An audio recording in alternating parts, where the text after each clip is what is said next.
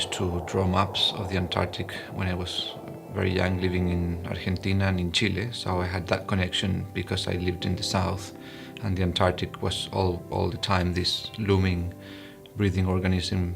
I see it as almost extraterrestrial. It's very difficult to live there. Humans never lived there until 100 years ago.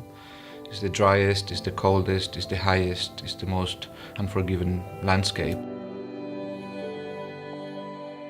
This is an Australia Research Council linkage project. Rather than focusing on the Antarctic itself and doing the research on the Antarctic continent itself, it's looking at 5 gateway cities around the world, around the Southern Ocean. Hobart in Australia, Christchurch in New Zealand, Punta Arenas in Chile, Ushuaia in Argentina, and Cape Town in South Africa.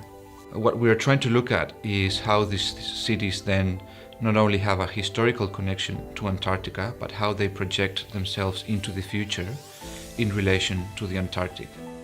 It has to do also with how young people connect to the Antarctic.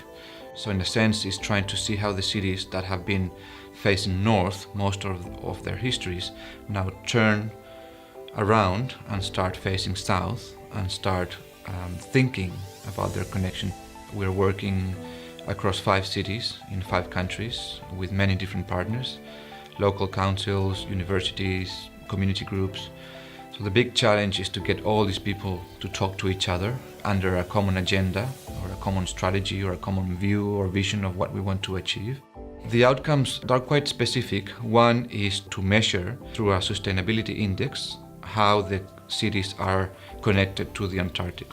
And that level of connection will be measured in 4 ways. One is the political connection, economic connection, cultural connection, and ecological connection. What we want to achieve with that is that the cities see the value of building up their cultural connection.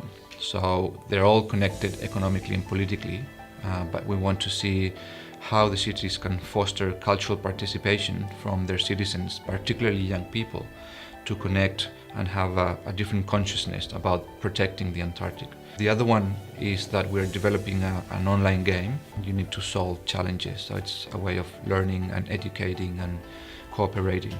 One young person from each of the cities that has played the game, and we are going to take them to the Antarctic Peninsula for a week. It's a way of fostering the launch of an Antarctic Youth Forum.